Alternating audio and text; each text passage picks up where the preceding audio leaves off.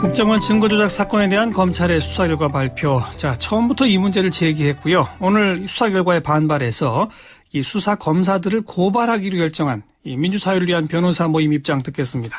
사무차장 맡고 있는 박주민 변호사예요. 박 변호사님 안녕하세요. 예, 안녕하십니까. 예, 예상했던 수사 결과죠? 어떻습니까? 예, 저희들이 예상했던 바대로 국정원에 대해서는 진짜 꼬리 자르기였고요. 검찰에 대해서는 제19 감싸기에 그쳤던 수사 결과 발표인 것 같습니다. 예. 근데 수사 초기부터 과연 이게 윗선까지 갈 수 있겠느냐 의구심이 컸지 않았나요? 예, 맞습니다. 사실은 그 국가정보원이라는 그 굉장한 권력기관을 검찰이 제대로 수사할 수 있느냐. 예. 이번 정권 들어서 정치적 중립성이라든지 이런 부분에 있어서 많은 의심을 받았던 검찰이 제대로 수사할 수 있겠느냐라는 의심을 많이 제기했었습니다. 예. 그런데 제대로 수사를 못했어요. 결과적으로. 그죠? 예, 저희들이 봤을 때는 이것은 뭐 부실한 수사 정도가 아니라 사실은 오히려 진실을 은폐하고 축소한 수사였다. 이렇게 보고 있습니다. 그런데 검찰도 나름 뭐 압수수색도 하고 했습니다마는 현행 법과 제도상 국정원이라는 기관에 가서 압수수색하려면 국정원 직원이 이렇게 협조하는 데까지만 해야 되고 제도적 한계가 있었던 거 아닐까요? 그건 어떻게 보십니까? 제가 봤을 때는 어떤 제도적인 한계도 있지만 실질적으로 제대로 수사할 의지가 없었다고 보여집니다. 어느 대목에서 그런 게 보여지세요? 국정원에 대한 부분도 그렇지만요. 관련돼서 분명히 저희들이 봤을 때는 검사들과 충분한 의사소통이 있었다고 저희들은 보고 있습니다. 예. 그렇다면 검사들의 핸드폰이라든지 검사들의 컴퓨터, 국정원과 주고받았던 메일이라든지 이런 것들을 조사하는 방식으로도 충분히 사실관계를 규명할 수 있었다고 저희들은 보거든요. 예. 그런데 그런 차원에서의 고민이라든지 노력도 전혀 이루어진 바가 없다라는 것이죠. 검사들에 대한 뭐 통화 내역 추적이나 뭐 이메일 압수수색 이런 게 없었습니까? 그런 것도 없었다는 것이죠. 그리고 지금 그 자살을 기도했던 법무과장에 대한 조사도 저희들이 봤을 때는 좀 부족하게 이루어진 것으로 보여지고요. 예. 기타 등등 특히 이제 국장실 그 대공수사국 국장실 같은 경우는 아예 애초부터 압수수색 대상에서 제외됐었다 이런 보도도 나왔지 않습니까? 그래서 수사 범위에 대해서 미리부터 일정 정도 선을 치고 들어간 것이다라고 저희들은 보고 있습니다. 예. 그러니까 같은 검사들에 대해서는 이미 그 제대로 수사하지 않으려고 했다는 것이고, 예. 그리고 팀장 위에 단장이나 국장 이쪽은 역시 선을 쳤다. 예, 미리 이제 가이드라인을 이미 갖고 있었던 것 아닌가. 예. 그렇기 때문에 저희들은 하지 못했다가 아니라 할 의지가 없었다 이렇게 보고 있는 것입니다. 예. 그리고 그 적용 죄목도 국가보안법상의 무고죄가 아니고 뭐 모해 증거 위조죄, 또 사문서 위조, 뭐 허위 공문서 위조 이런 건데 모해 증거 위조죄라는 게 뭡니까? 그러니까 모해할 목적으로 증거를 위조했다라는 것입니다. 그러니까 죄를 뒤집어 씌우기 위해서 증거를 위조했다라는 범죄가 되는 것입니다. 예. 예, 그래서 사실상 저희들이 적용을 해야 된다고 주장했던 국가보안법상 그 날조죄, 무고죄하고 규범 체계상 그 내용이라든지 어떤 구조라든지 이런 것은 다르지가 않습니다. 예. 그러면 당연히 특별법인 국가보안법상 날조 무고죄가 적용이 돼야 되고 이것은 황교안 법무부 장관이 쓴 교과서에도 자세히 설명이 되어 있습니다. 예. 그런데 국가보안법을 적용하지 않고 형법을 적용한 것이고요. 그것은 형량에서 상당한 차이를 보이기 때문인 것으로 저희들은 보고 있습니다. 형법을 적용할 경우에는 뭐 감형을 해가지고 집행유예가 가능한 반면에 국가보안법을 적용할 경우에는 감형을 한다 하더라도 집행유예가 애초부터 불가능한 범죄거든요. 그래요. 그러니까 아마 그런 것들을 고려한 것으로 보고 있습니다. 아까 설명해 주실 때 모해 증거 위조죄가 해를 끼치기 위한 목적으로 증거를 위조했을 때 이거라 이거죠. 예, 모해한다는 것은 이제 꾸며가지고 죄를 뒤집어 씌운다는 것을 말하는 거죠. 그런 것들을 목적으로 증거를 위조한 그런 행위를 처벌하는 조항입니다. 그러니까 이번 사건도 크게 보면 그 모해 증거 위조가 맞긴 맞는데 그렇게 해를 끼치는 목적이 간첩이었다면 그건 국가보안법을 해야 한다 이 말인가요?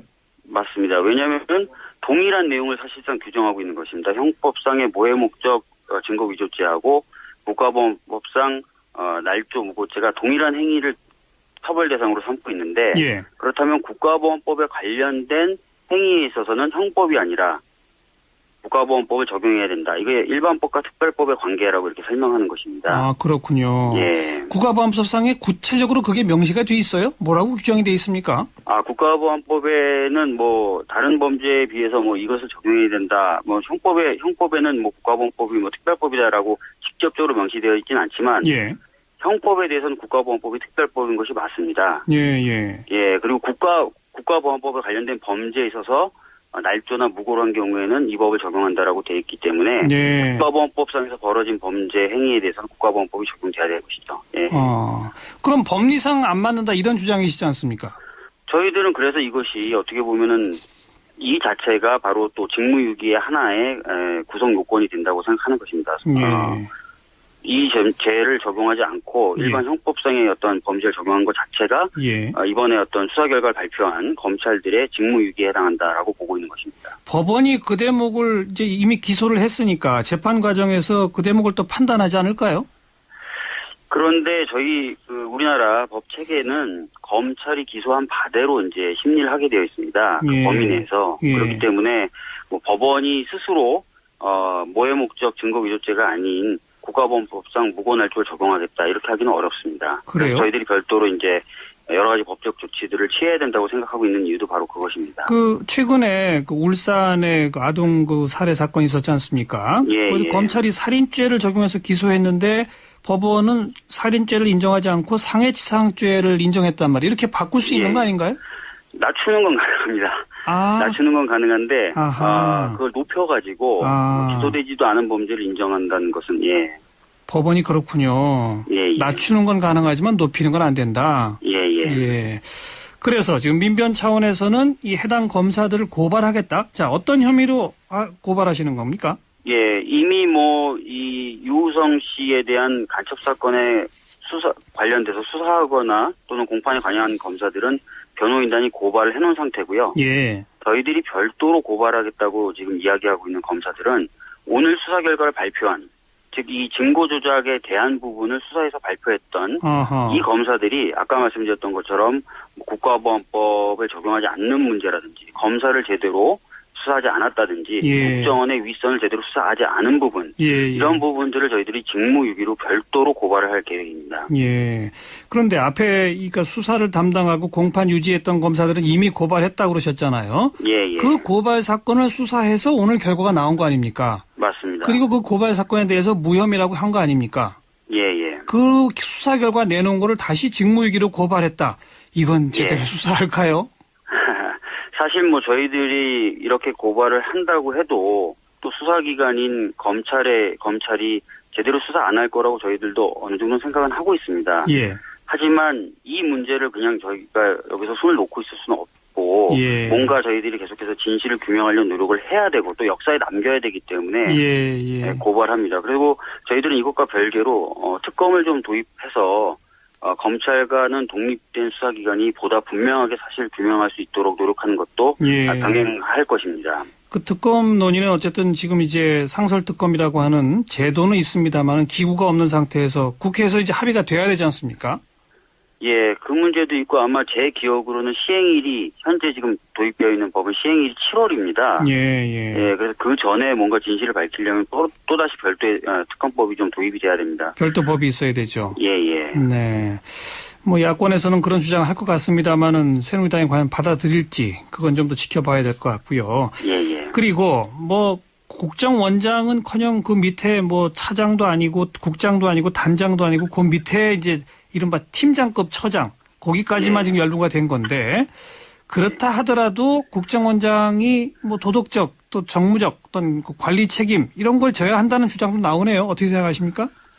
예, 실제로 그렇습니다. 이것은 무고한 사람을 간첩으로 만들려고 했고 그렇게 하는 과정에서 중국이라는 외국의 공문서를 손을 댄 것입니다. 그래서 굉장히 중한 일이라고 볼 수 있고요. 여기에 대해서는 밑선이 책임져주는 모습을 보여주는 것. 그래서 오히려 재발을 방지할 수 있는 어떤 길을 만드는 것. 이런 것들이 어떻게 보면 하나의 역할이라고 저는 생각합니다. 남재준 원장의. 근데 스스로 자기는 몰랐다. 그러니까 아무런 책임 안 지겠다. 계속 이렇게만 한다면은 국가의 어떤 정치가 운영됨에 있어서 책임지는 모습을 아무도 안 보여준다. 이런 비판에 직면할 수 있다고 생각합니다. 예. 그런데도 또 검찰은 여전히 간첩 혐의 유죄다라고 하면서 7년형 구형을 했지 않습니까? 예, 맞습니다. 그건 어떻게 더 보세요? 사실 검찰이 자기 자신이 잘못했다라는 걸 인정하기 싫고 인정할 수 없기 때문에 저희들은 그런 태도를 계속 보인다고 생각합니다. 예. 간첩은 맞다. 그러니까 자기네들이 단순히 실수한 것이다라는 논리를 성립시키기 위한 것이라는 것이죠. 예. 그런데 뭐 저희들이 봤을 때는 이 수사검사나 공판 관여검사들이 증거 위조 여부에 대해서 충분히 알 수 있었다고 생각을 하고 예. 오히려 국정원과 한 덩어리로서 이런 일들을 기획했다고 생각하고 있습니다. 저희들은. 예. 그렇기 때문에 이런 태도조차도 굉장히 잘못된 태도라는 것이죠. 알겠습니다. 항소심 선고는 이제 한 2주 있으면 내려지죠? 예, 맞습니다. 좀 지켜보겠습니다. 오늘 수고하셨습니다. 예, 감사합니다. 민주사회를 위한 변호사 모임 사무차장 박주민 변호사였습니다.